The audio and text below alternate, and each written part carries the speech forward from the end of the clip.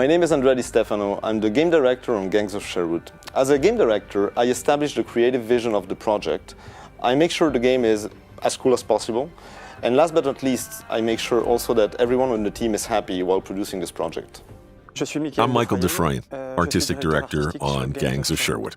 I'm mainly in charge of the art direction, influences, and references that were used to create the game world, environments, and characters. When we started out on Gangs of Sherwood, we knew that we wanted to create a fast action game, and the Robin Hood world and legend were a natural fit for the kind of game we wanted to make.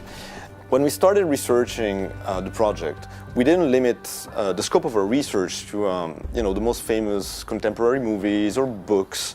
We really went back to the original tales, which are extremely old, and in them we found interesting stories, situations, incredible characters that we could actually use into our story, in our own take of the Robin Hood legend. We did a fair amount of research for the art direction. We were, of course, trying to establish the style and degree of realism, and we ultimately went for a distinct kind of atmosphere, quite a dark one, but one that still realistically represents the various parts of the game. We also explored some specific aspects, such as the projection of shapes and a certain symbolism.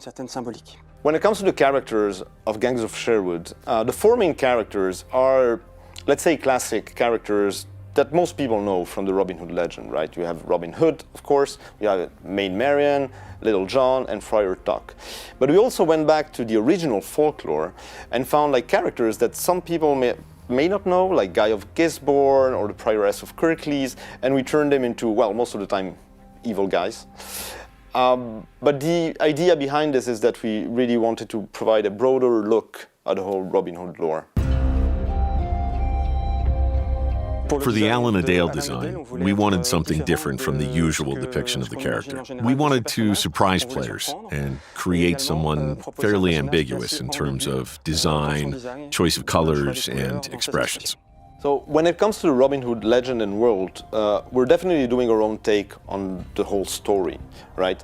We're turning this into some kind of war story where the main characters of the Robin Hood folklore are the leaders of a resistance against the evil sheriff of Nottingham. On top of that, we place the technology of the world in a way more advanced state than the classic Robin Hood technology, so medieval. Right. Here we really bring this idea of science fantasy into the game.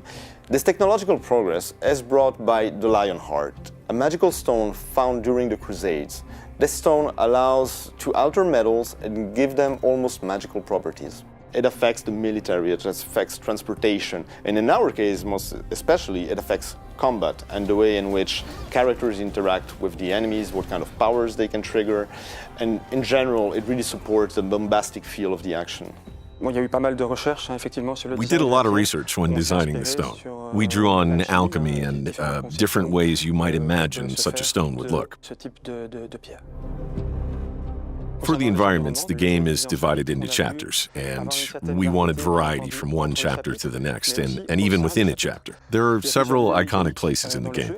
For example, it starts in the village of Loxley, which is under siege. And there are other famous locations, of course, such as Sherwood Forest and the town of Nottingham. We wanted to use the rather bleak aspect of the different regions in the game to highlight the war-torn atmosphere of our story and how pollution from technology affects the environment. There's several things I'm very proud of in Gangs of Sherwood. The game is very fun, both solo and as a group. We have a crazy narrator that has his puppets, Alan Adale, and then there's the final level of the game, a giant flying fortress.